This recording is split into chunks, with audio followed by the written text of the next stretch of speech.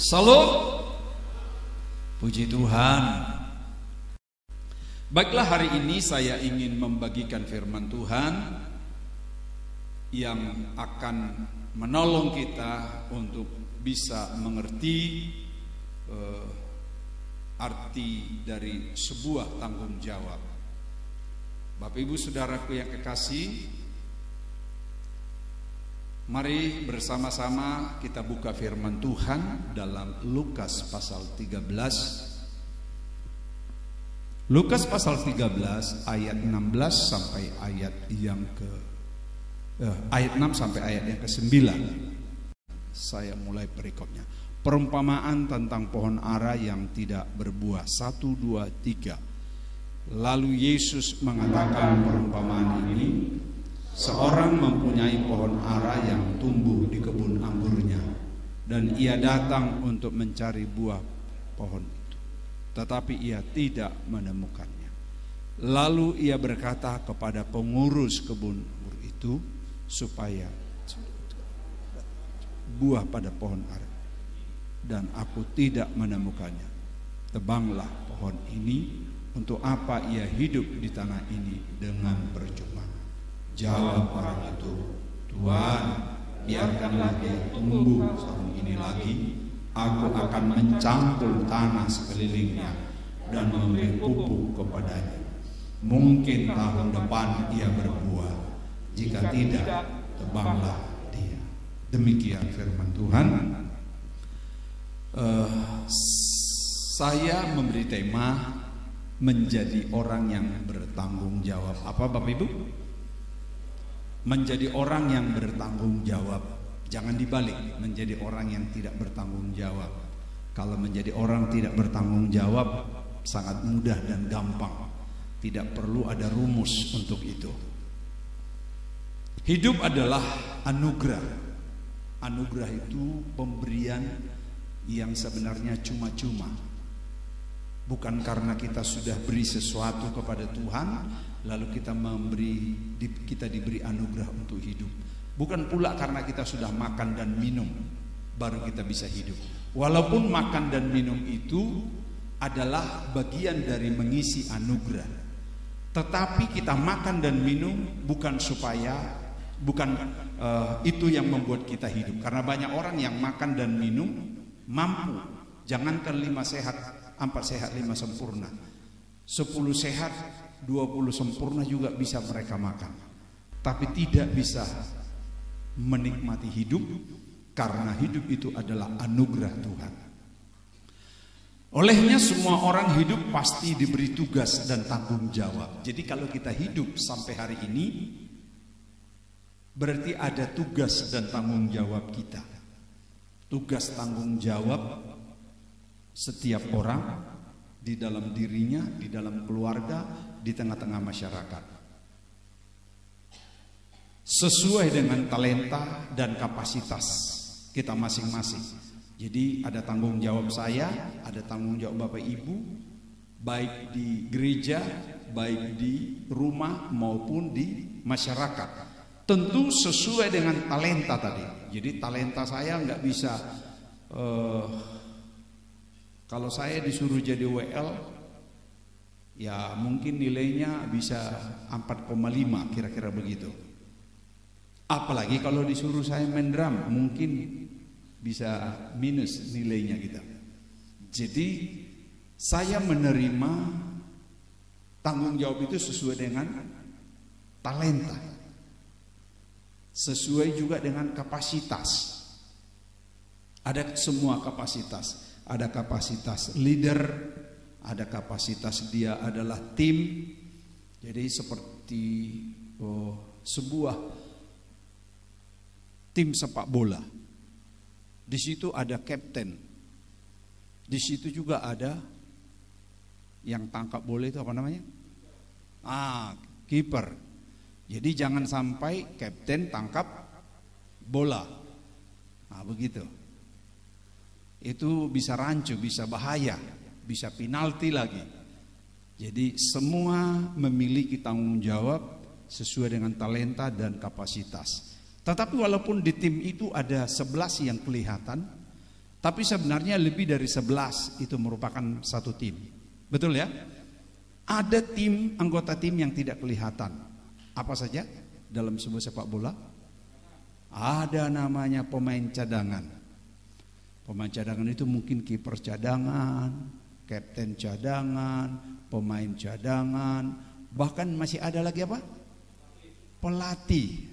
Apalagi? Asisten pelatih. Apalagi? Tim medis. Masih ada lagi. Ada yang tahu? Ya? Sponsor. Iya, itu juga tidak boleh kalah penting. Persipura turun jadi apa ya? Turun level. Nah, sekarang mereka pun kewalahan cari sponsor yang punya duit. Nah, itu semua satu tim yang saling membutuhkan, saling melengkapi. Dan semua memiliki tanggung jawab masing-masing. Sponsor tanggung jawabnya apa? Menyiapkan uang. Untuk apa uang? Beli kaos, beli sepatu, makan yang bergizi pemain, honor pelatih, gitu. Semua memiliki tanggung jawab. Tangkap dulu yang saya maksud di sini tanggung jawab. Amin.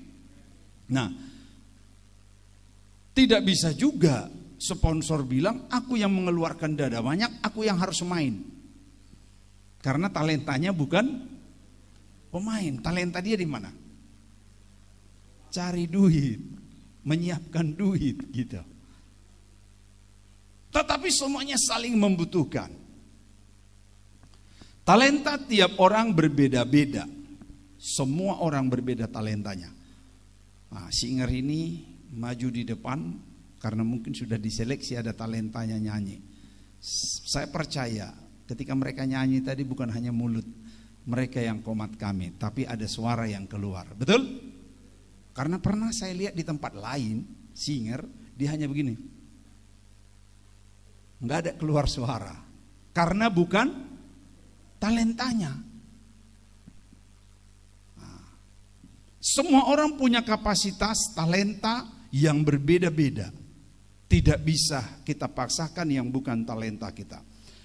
Kapasitas tiap orang juga berbeda-beda. Maksudnya kapasitasnya begini. Walaupun sama talentanya, tapi mungkin dia hanya bisa 1, hanya bisa 2, hanya bisa singer. Dia tidak boleh WL. Bukan tidak boleh, maksudnya belum kapasitasnya. Minggu lalu di sana ada rekrutmen. 2 minggu lalu rekrutmen, siapa yang melayani, siapa yang singer, siapa yang biasa apa. Lagi dibuka di gereja kita di Sentani. Dan akan dia lakukan audisi. Jangan juga sakit hati kalau tereliminasi. Dulu kita sebelum berangkat acara 75 tahun gereja kita di Medan, itu namanya Jubileum. Dulu dilakukan di sini audisi gereja kita. Semua yang mau berangkat wajib ikut latihan. Saya ikut. Do re mi fa, kata pelatih kita kan. Saya bilang do re mi fa sol la si do. Kalau itu masih bisa. Tapi ketika mulai disuruh nyanyi satu-satu baca not, wah, langsung saya cepat tereliminasi. Tapi ya saya bilang syukur juga lah cepat tereliminasi. Karena pengajarnya juga itu lempar garpu tala kalau main-main. Garpu talanya dilempar, jangan tertawa. Dan kita hormati karena kapasitas dia melatih, wewenang dia, tanggung jawab dia. Jangan sampai kita di sana nanti nyanyi lari-lari gitu. Artinya semua memiliki kapasitas. Coba kita lihat dulu Matius 25 ayat 15. Matius 25 ayat 15.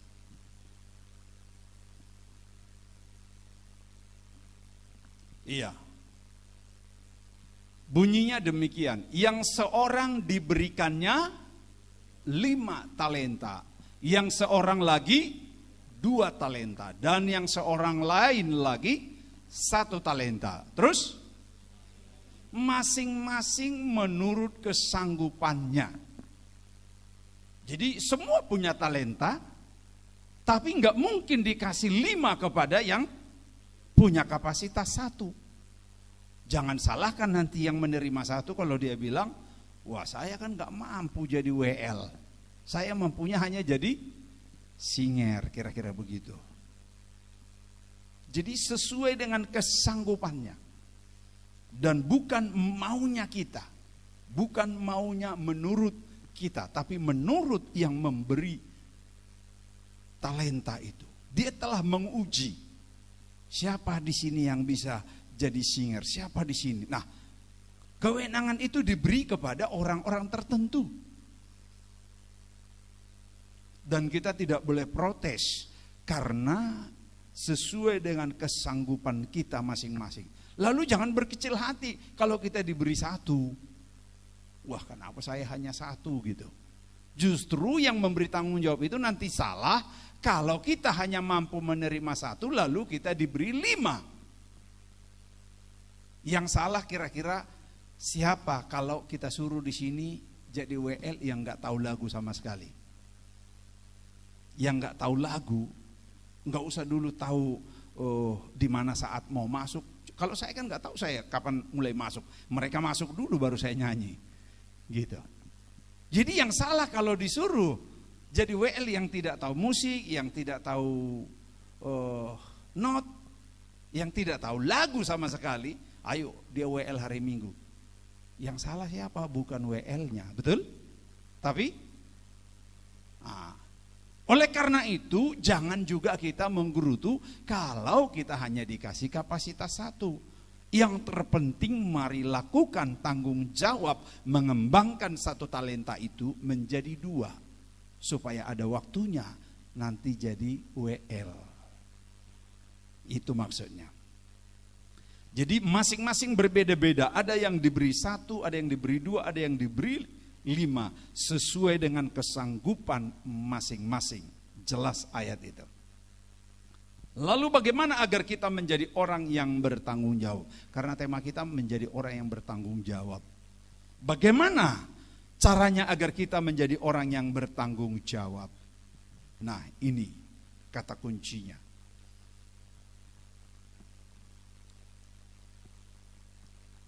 Ya, tampilkan. Nah, apa?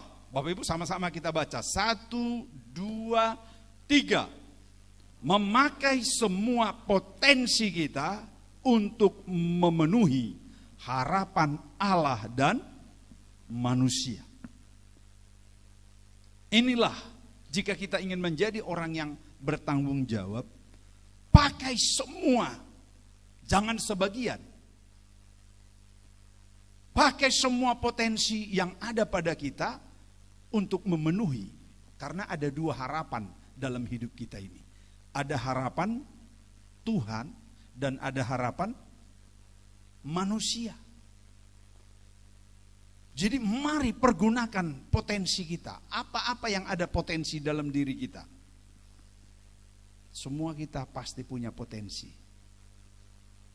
Tentu sama dengan yang punya 5 talenta. Dia ada potensi. Dan dia mengerahkan semua kekuatannya untuk bisa memenuhi, karena Tuhan punya harapan bagi kita. Manusia juga punya harapan. Saya punya harapan kepada seseorang kalau memilih dia jadi apapun. Katakan koordinator parkir. Ada enggak harapan saya kepada koordinator parkir kira-kira? Apa? Kira-kira apa harapan saya kalau saya memilih ada koordinator parkir? Contoh. Apa? Ya parkirnya rapi. Kedua, parkirnya maksimal. Aturannya kalau tidak diatur parkir, aturannya di sini bisa 12 mobil, jadinya hanya bisa 6. Kalau dia bikin melintang mobilnya di situ, atau dia bikin 1 motornya pas di tengah, jadinya nggak bisa mobil parkir. Pasti ada harapan. Tangkap dulu, amin. Nah karena itu setiap kita dipilih oleh Tuhan untuk tugas tanggung jawab. Karena itu jadilah orang yang bertanggung jawab. Dengan cara apa? Mari kerahkan potensimu, kerahkan waktumu, kerahkan tenagamu, kerahkan uangmu, kerahkan akal budimu, cara berpikirmu. Bagaimana mengatur parkir yang baik, bagaimana melakukan tugasmu. Mari bangkitkan.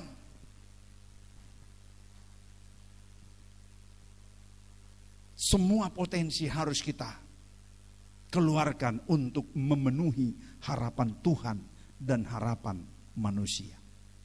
Karena Tuhan punya harapan dalam diri saya. Tuhan punya harapan kepada dirimu. Manusia juga punya harapan kepada diriku. Manusia di sekitarmu juga punya harapan kepada dirimu. Nanti akan kita lihat. Tapi dengan cara bagaimana kita memaknai potensi yang ada pada hidup kita, supaya harapan Allah dan harapan manusia boleh terwujud lewat tanggung jawab sekecil apapun yang kita terima. Yang pertama, mari kita lihat. Dengan cara menghayati. Jadi dengan cara menghayati bahwa tugas yang dipercayakan kepada kita adalah suatu kepercayaan dan kehormatan. Jadi tugas yang saya terima, apapun tugas yang saya terima, itu adalah sebuah kepercayaan. Karena tidak semua orang bisa dipercaya. Itu adalah tugas yang merupakan sebuah kehormatan.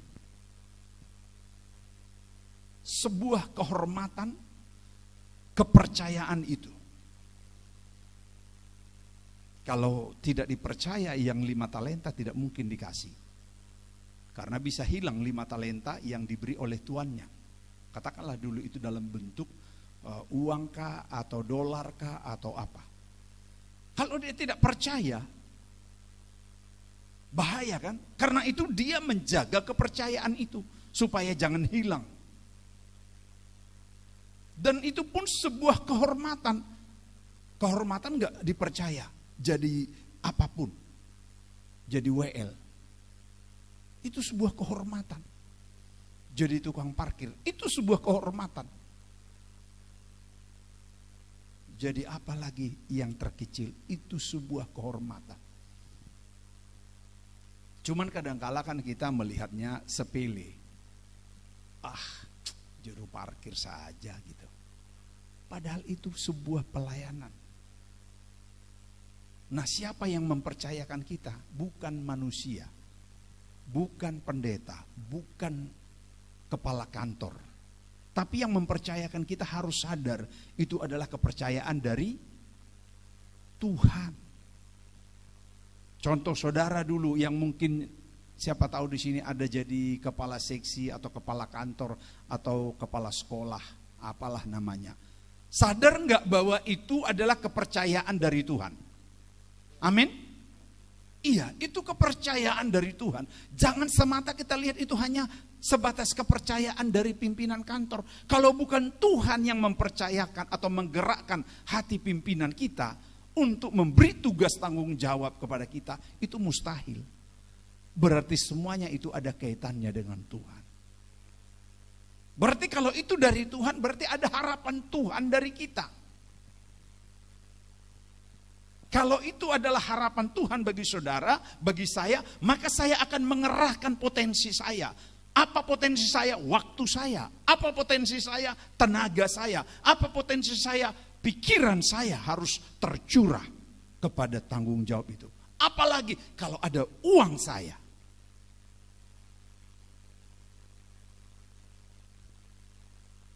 Saya kadang-kala diskusi dengan istri atau dengan ibu gembala. Ketika istri saya minggu lalu datang dari Jakarta, kalau mau datang ke Papua selalu kan berpikir apa yang mau saya beli, apa yang mau saya bawa lagi. Padahal pengeluaran kami pun untuk pelayanan dan untuk sosial lainnya bukan tanggung-tanggung. Tapi istri saya bilang, wih saya belanja mau kebutuhan di Sentani kemarin.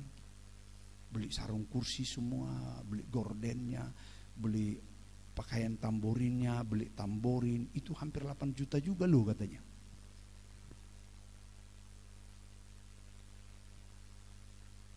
Kalau bukan karena rasa tanggung jawab mengeluarkan semua potensi, waktunya dia sebenarnya dengan waktunya saja meninggalkan pekerjaan kantor, meninggalkan urusan anak, itu sudah sebenarnya luar biasa.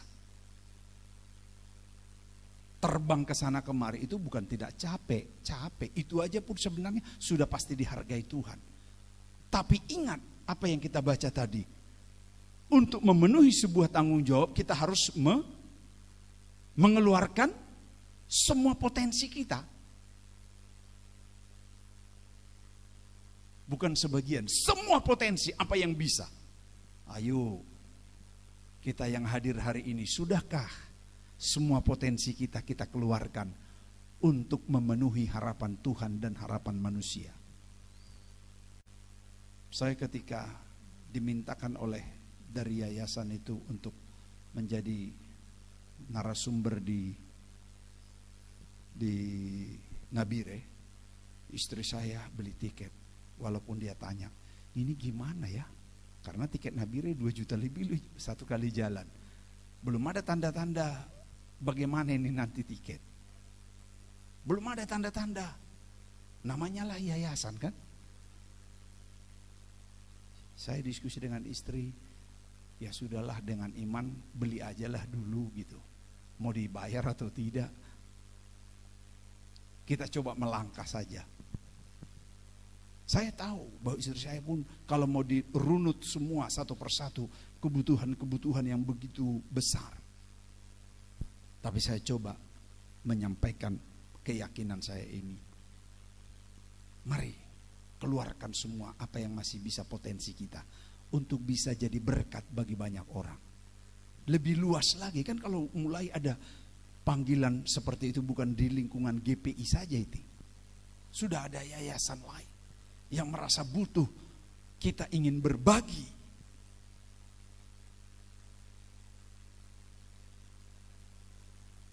Apakah jika kita melihat diri kita, sudahkah kita mengeluarkan potensi kita untuk memenuhi harapan Tuhan? Karena dengan menghayati tugas yang diberikan kepada kita adalah suatu kepercayaan besar. Kepercayaan besar dari Raja. Dan itu adalah sebuah kehormatan kalau dipercaya. Katakan dulu kiri kananmu, friend. Coba kiri kananmu, friend.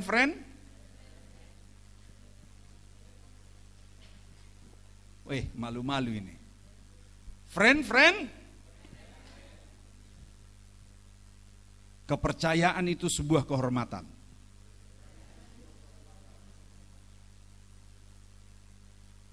Kalau kita dipercaya itu sebuah kehormatan.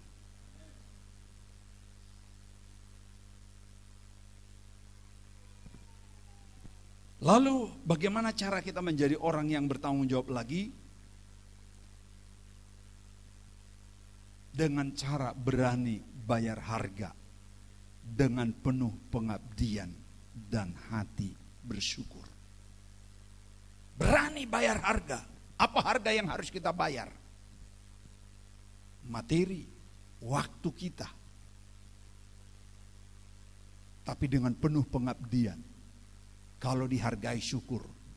Kalaupun dibilang terima kasih ya sudah melayani, terima kasih ya sudah datang. Kalau dibilang syukur. Kalaupun tidak, kita nggak boleh menggerutu.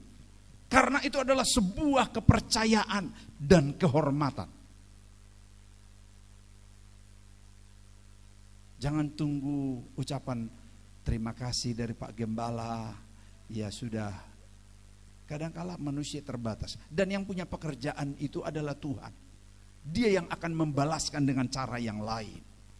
Dan saya memegang itu dari dulu. Kalau saya hanya berharap manusia, ya manusia terbatas membalas. Berapalah manusia bisa hargai kita? Berapalah yayasan bisa membayar saya? Mungkin ya hanya seberapa umpamanya. Sampai di manalah itu. Tapi kalau kita memiliki keyakinan yang kita layani bukan manusia, Yang kita layani adalah Raja di atas segala raja, pemilik alam semesta, pemilik sumber dari segala sumber. Kalau Dia yang membalaskan kita nggak tanggung-tanggung. Mari kita tanamkan itu.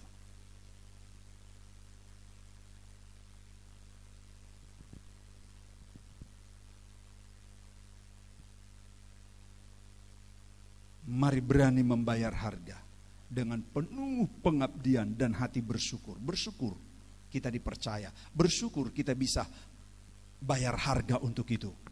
Berarti masih ada kan? Masih ada berkat kita untuk membayar harga. Kalau sudah dikunci Tuhan, atau juga kalau sudah dikunci Tuhan kita nggak bisa lagi melayani karena udah mulai seret-seret kaki, seret tangan, seret bibir. Jadi bersyukur. Bila saatnya nanti ku tak berdaya lagi, hidup ini sudah jadi berkat. Akan ada waktunya kita tidak berdaya, akan ada waktunya kita nggak bisa buat apa-apa. Tapi selagi masih ada, lakukan itu dengan penuh pengabdian dan rasa bersyukur. Masih bisa aku melayani. Nanti ada waktunya aku tidak bisa lagi, maka lagu ini baru benar. Bila saatnya nanti ku tak berdaya lagi, hidup ini sudah jadi berkat. Kalau nggak pernah jadi berkat, paling lagunya begini. Bila saatnya nanti ku tak berdaya lagi, hidup ini tidak pernah jadi berkat. Begitu ya. Karena ketika sehat juga nggak jadi berkat. Ketika udah sakit pun ya sama nggak jadi berkat.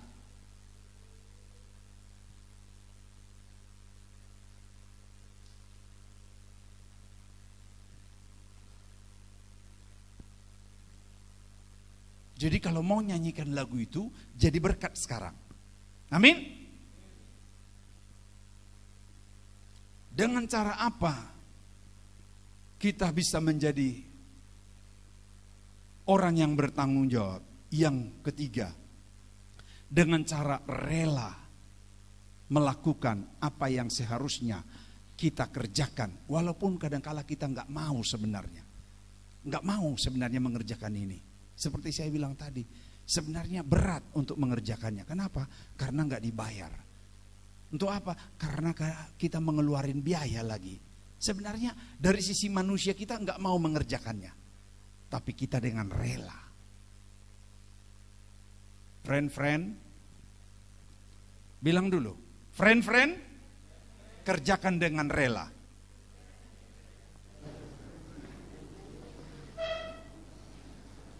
Kalau orang yang rela mengerjakan tugas, dia enteng, enjoy.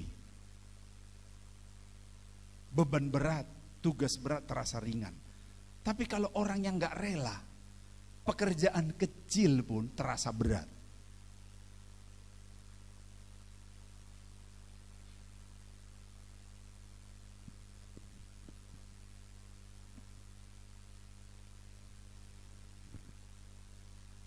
Dan dikatakan supaya kita bisa dengan rela, dengan hati bersyukur, dengan penuh pengabdian.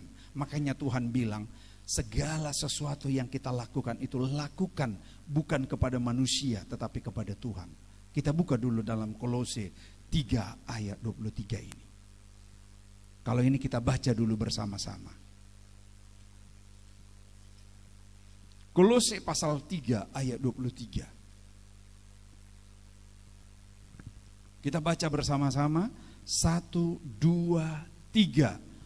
Apapun juga yang kamu perbuat, perbuatlah dengan segenap hatimu, seperti untuk Tuhan dan bukan untuk manusia. Kalau kata apapun, jadi juru parkir termasuk, jadi cleaning service termasuk, jadi melayani musik, melayani apapun, itu yang disebut apapun juga. Enggak perlu diurai satu persatu. Kalau diurai satu persatu enggak muat nanti kitab suci. Apapun juga yang kamu perbuat, Perbuatlah dengan segenap hati. Orang yang memperbuat segenap hatilah, dia akan merasa enjoy, dia akan merasa rela, dia akan merasa tenang, dia akan merasa bahagia karena dari hati. Seperti untuk Tuhan. Seperti untuk Tuhan, lakukan. Bukan kepada manusia kita berbuat, tapi kepada Tuhan. Bukan kepada manusia kita melakukan tanggung jawab itu, tapi kita melakukannya kepada Tuhan. Oke, lanjut. Apa saja harapan Allah? Kita harus lihat dulu. Apa sebenarnya sih harapan Allah kepadaku? Apa sih harapan Allah kepada dirimu? Sadar nggak ada harapan Tuhan? Jangan-jangan nggak pernah sadar kita bahwa ada harapan Tuhan dalam hidup kita. Nanti kita lihat, ada nggak harapan keluargamu kepada dirimu? Karena disebutkan tadi harapan Allah dan harapan manusia. Apa saja harapan Allah kepada diri saudara, kepada manusia? Oke, kita lihat. Sebenarnya ini sudah saya khotbahkan beberapa waktu yang lalu. Harapan Allah yang pertama dalam hidup saudara adalah agar kita pergi menjadi saksi Injil. Wah, ini masuk lagi nih. Karena memang visi gereja kita, salah satu visi gereja kita apa? Ada yang hafal?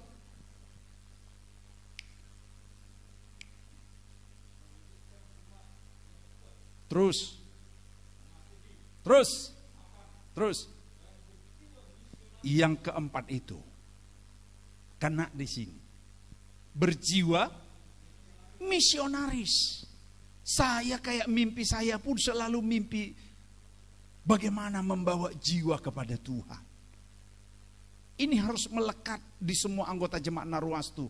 Dia katakan kepada dirimu, aku adalah misionaris. Coba korek dulu kiri kananmu.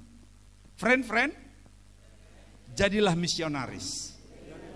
Jangan malu, korek dulu kiri kananmu. Friend, jadilah misionaris. Sebenarnya nggak sulit mau jadi misionaris. Jangan kira kayak bule, harus bisa bawa pesawat ke pedalaman, baru itu misionaris. Harus bisa pegang Alkitab dengan pakai dasi, lalu khotbah. Bukan itu. Yang paling sederhana jadi misionaris, tugas kita yang paling gampang jadi misionaris. Nggak usah khotbah, kan saya bilang nggak usah khotbah. Yang paling gampang setelah jadi murid Tuhan, apa? Mengajak orang datang ke gereja. Sulit nggak jadi misionaris? Tanya dulu kiri kanan, friend. Sulit nggak jadi misionaris? Tidak sulit. Satu jiwa, satu keluarga. Jadi satu keluarga, tugas kita 1 tahun hanya bawa satu keluarga. Yang pemuda, satu pemuda bawa 1 jiwa. Sulit enggak 1 tahun cari jiwa? Kalau kau lakukan itu enggak sulit. Tapi karena kita enggak lakukan jadi sulit.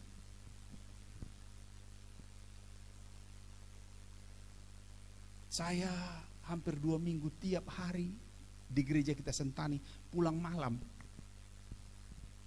Rata-rata tiap hari saya pulang malam. Yang saya lakukan apa? Pergi lagi menginjil, ketok rumah orang. Selamat pagi, selamat siang, selamat sore. Cerita biasa, nggak usah bilang mau nggak terima Injil. Inilah firman Tuhan berkata dalam ayat ini. Nggak usah. Datang aja ngobrol, bagaimana keadaan, situasi keluarga, pasti kedengaran keluhan, pasti ada keluhannya, amin. Tidak mungkin tidak ada keluhannya. Nah, ketika dia mengeluh, itu pintu masuk. Apapun keluhannya, soal sakit itu pintu masuk, soal ekonomi itu pintu masuk, soal anak-anak yang tidak taat itu pintu masuk, apalagi soal suami yang kacau. Wah, itu lebih banyak pintu masuknya. akhirilah dengan doa. Gak usah panjang-panjang doa, apalagi yang baru-baru, yang baru dibaptis. Doamu gampang saja. Tuhan Yesus, terima kasih untuk semua anugerah kebaikan-Mu. Berkatilah keluarga ini. Amin.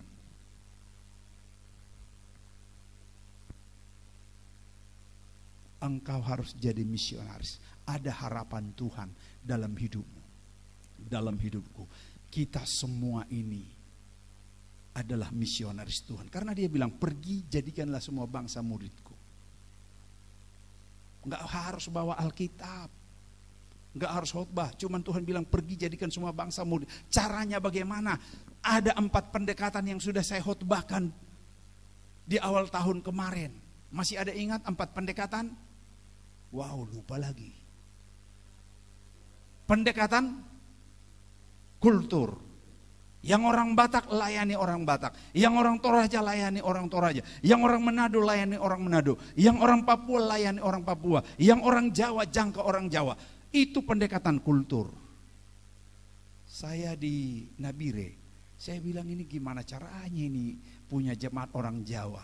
Ya itu karena gembalanya orang Jawa. 60% jemaat kita di sana Jawa. Sampai mereka nyanyi pun ada pakai nyanyi bahasa Jawa. Gusti katanya. Wih. Itu pendekatan kultur. Pendekatan yang kedua, pendekatan sosial. Pendekatan yang ketiga, ekonomi. Pendekatan yang keempat, seni budaya, olahraga, musik, tarian. Jadi ibu-ibu sudah kita cor di bawah ini. Gunakan itu untuk jadi olahraga. 1, 2, 3. Itu harapan saya juga salah satu mengecor itu. Iya, Ibu Like. Ali senam dengan Ibu Guru Syombi. Kalau perlu habis biston pagi kita, habis biston pagi hari Sabtu, kita olahraga semua di situ. Jangan hanya ibu-ibu, kita pun nggak apa-apa kan? Setuju ya? Seni budaya. Nah, jadi kita semua harus memiliki jiwa misionaris. Apalagi harapan Tuhan dalam hidup kita. Yang kedua, harapannya, hidup yang berdampak bagi dunia. Jadi ada dampak kita. Di mana Tuhan menempatkan kita ada dampak. Di mana Tuhan menempatkan engkau berkantor ada dampak. Jangan bikin rusuh terus. Jangan bikin masalah terus dimanapun engkau berada.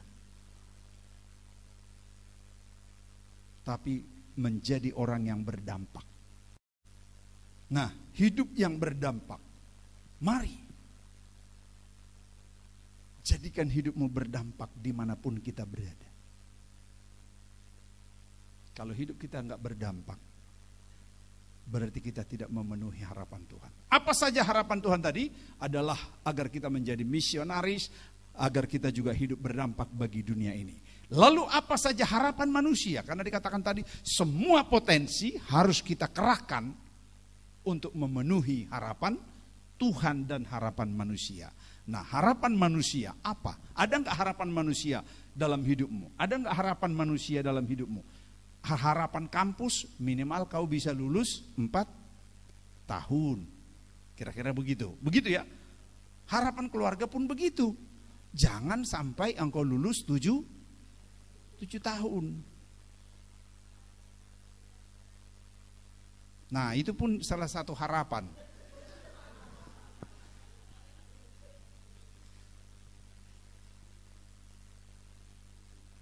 Apa harapan manusia dalam diri saudara? Pertama, mengerjakan tugas sesuai tanggung jawab yang kita terima. Itu, kerjakanlah tugas yang kita terima. Saya pun banyak tugas yang saya terima. Kadangkala saya berpikir, saya tidak duga-duga di sinode kemarin keluar langsung SK itu saya jadi Ketua wilayah Indonesia Timur. Ketua wilayah Papua saja udah berat. Jadi gembala sidang satu sidang saja udah berat. Tapi tiba-tiba sidang sinode langsung keluar SK global seluruh Indonesia kan 1 SK.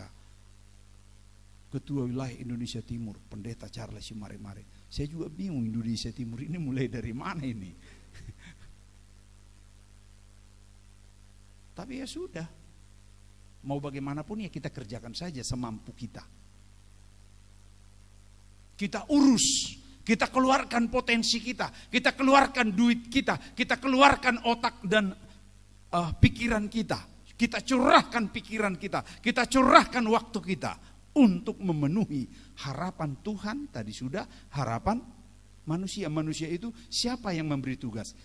Contoh, ketua sinode memberi tugas kepada saya. Apa harapan sinode kepada saya? Sehingga saya ditunjuk jadi Indonesia Timur. Supaya lebih banyak yang digarap. Karena di Manado belum ada gereja kita. Iya Ibu Like, di Manado belum ada. Jadi kalau perlu Pak Hendrik nanti kita lihat di Manado lah. Karena bagian dari tugas tanggung jawab Indonesia Timur. Gembala sidang saudara bukan saja sebagai gembala sidang, tapi sebagai ketua wilayah. Maka ketika gembala sidang saudara sebagai ketua wilayah, maka otomatis menempel juga di dalamnya tugas dan tanggung jawab kita semua. Mendukung gembala kita yang adalah ketua wilayah.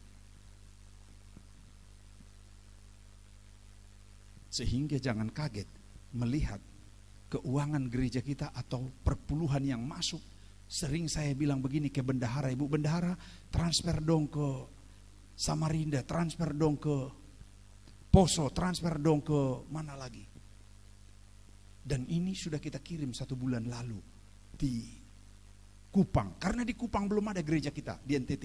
Sudah kita kirim bulan ini. Kita sudah kontrak di situ rumah. Walaupun itu masih dari saku saya untuk kontraknya. Tiketnya pun satu keluarga itu masih dari saya. Itu tadi, gunakan potensi yang kita miliki. Tapi ada juga ternyata di Papua ini katanya dia mau jadi ketua wilayah. Ternyata baru saya dapat lihat. Saya bilang gak apa-apa kalau ada yang mau jadi ketua wilayah. Tapi siap enggak mengeluarkan potensinya. Jangan-jangan tujuannya mau jadi ketua wilayah karena ingin dapat doe.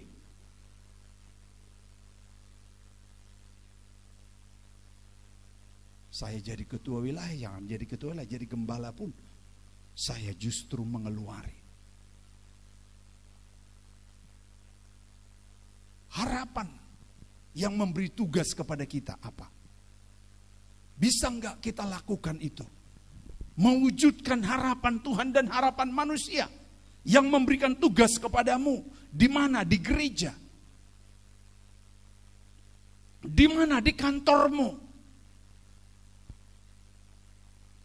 Masing-masing ada harapan. Dan ingat, ketika engkau memberi harapan itu, harapan pimpinanmu, harapan kantormu, lebih dari yang diharapkan. Lebih dari yang diharapkan. Maka ketika ada promosi, engkau akan jadi prioritas. Amin. Tapi apabila engkau mengerjakan pekerjaan di bawah dari yang diharapkan, maka ketika ada resign, engkau akan jadi prioritas juga. Tangkapkah? Jangan sampai saya terlalu jauh. Bahasanya begini. Engkau digaji 3 juta, tapi engkau mengerjakan seperti engkau bergaji 5 juta. Berarti perusahaan untung atau tidak? Untung. Untungnya berapa? 2 juta. Tetapi ada juga orang, dia digaji 5 juta. Tapi dia hanya mampu mengerjakan 3 juta. Perusahaan untung atau rugi? Rugi. Maka ketika ada promosi jabatan, promosi tunjangan, promosi semua, yang mana yang duluan akan dipromosikan? Hah? Yang gaji 3 juta tetapi mengerjakan pekerjaan 5 juta. Saya setuju.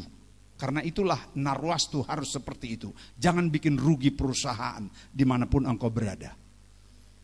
Tapi kalau dia bergaji 5 juta, dia hanya mengerjakan 3 juta, perusahaan rugi, bangkrut. Maka apabila ada resign atau PHK, saya sangat setuju orang ini yang duluan di PHK. Jangan bilang, wih Pak Pendeta kok begitu. Iya dong, siapa yang mau rugi? Karena itu dimanapun Narwastu berada, engkau harus jadi minyak yang harum. Kenapa engkau bisa harum? Karena engkau memberi nilai plus. Tangkap? Amin. Jadi ada harapan orang, ada harapan manusia, ada harapan orang yang memberi tugas dan tanggung jawab kepadamu. Di gereja, di kantor, atau di sekolah, atau dimanapun. Itu masih orang luar saya menyebut. Apa saja harapan manusia kepada dirimu? Orang di sekitar kita. Tadi orang luar. Sekarang orang di sekitar kita. Siapa? Di sekitar kita? Siapa yang ada di sekitar kita? Yang sudah punya istri, punya suami? Tentu suaminya, istrinya, anak-anaknya, orang tuanya. Ada harapan orang tua kepada saya. Pasti ya, betul ya? Ada harapan anak saya kepada saya. Ada harapan istri saya kepada saya. Maka keluarkanlah semua potensimu untuk memenuhi harapan orang-orang itu tadi. Halo bapak-bapak, ada harapan istrimu kepadamu. Halo ibu-ibu, ada enggak harapan suamimu kepadamu? Ada. Tanyakan kalau perlu. Apa sih harapan bapak ke saya? Apa sih harapan mami? Apa bahasa di rumah masing-masing? Karena ada beda-beda di rumah masing-masing. Ada yang bilang cinta, apa harapanmu? Tanya kalau biasa panggilanmu cinta atau sayang. Apa lagi? Atau apa lagi yang lebih akrab ya? Yang lebih romantis apa lagi? Maci, maci itu agak sedikit beda. Tapi enggak apa-apa, bilang, mace sayang, apa sih harapanmu ke saya? Tanyakan.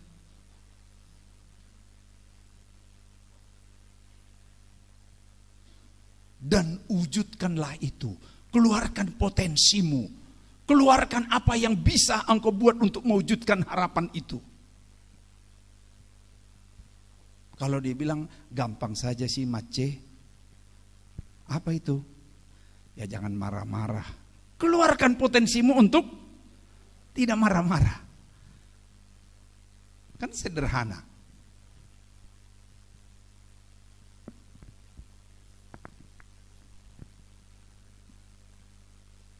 Lakukan tanggung jawab yang ada di sekitarmu, kepada suamimu, kepada istrimu, kepada anakmu, dan juga kepada orang tua.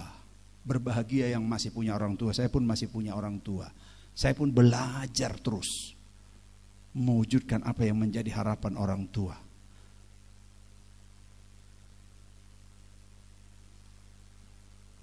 Lalu apa lagi? Apa saja harapan manusia yang lain kepada dirimu, kepada kita? Ya lingkungan kita, komunitas kerja yang lain. Karena kadangkala kita bisa memiliki komunitas yang berbeda-beda. Ada komunitas marga kah, kerukunan kah, atau apa? Narwastu itu harus selalu menonjol. Narwastu itu jangan jadi bahan ocehan. Narwastu itu harus selalu menjadi orang yang dikasih jempol. Yang saya maksud di situ, kehadiran kita dimanapun, mari beri warna. Jangan setiap kehadiran kita selalu front, selalu kontra, selalu bikin masalah, selalu ditakuti. Tapi buatlah kehadiran kita memberi dampak. Sedikit lagi. Beberapa contoh-contoh orang-orang yang biasa. Jadi dia orang-orang biasa sebenarnya di dalam Alkitab, tetapi dia orang yang bertanggung jawab. Kalau saya urai semua ini panjang sekali. Saya singkat saja. Musa, dia orang biasa, orang yang gagap bicara, orang yang terbatas dalam bertutur kata. Tapi karena dia mau memberi hidupnya dipakai Tuhan, Lalu Tuhan pakai dia dengan luar biasa, memimpin bangsa Israel keluar dari Mesir. Dia orang biasa, orang gagap. Yang kedua, namanya Ester. Berbahagialah yang punya nama Ester. Ester ini adalah anak yatim piatu, karena dari sejak kecil dia ditinggal papa mamanya, dia diasuh oleh pamannya. Tetapi bayangkan anak yatim piatu ini, dia bisa menjadi ratu, menjadi istri dari seorang raja yang menyelamatkan bangsa Yahudi, orang Israel, dari pembunuhan massal atau genosida. Jadi orang sederhana. Tapi karena dia tahu kapasitas dia di situ, ada tanggung jawab. Sekecil apapun, walaupun dia wanita. Yang terakhir, ada juga perempuan Samaria yang ditulis di dalam Alkitab. Dia adalah tukang kawin mawin. Bayangkan, bahasa lainnya dia ini pendosa.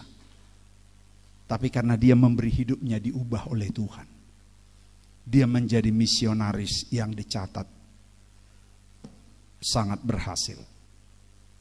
Jadi bagi Tuhan latar belakang itu tidak soal. Tapi asal dia mau memberi hidupnya. Apa dampak hidup kita bagi dunia ini? Apa dampak hidup saudara bagi keluargamu? Ayo, waktunya kita memberi bukti, bukan lagi janji. Seperti khotbah saya pada hari Rabu. Ayo kita buktikan dengan respon yang positif. Responi setiap situasi dengan positif. Tuhan memberkati. Amin.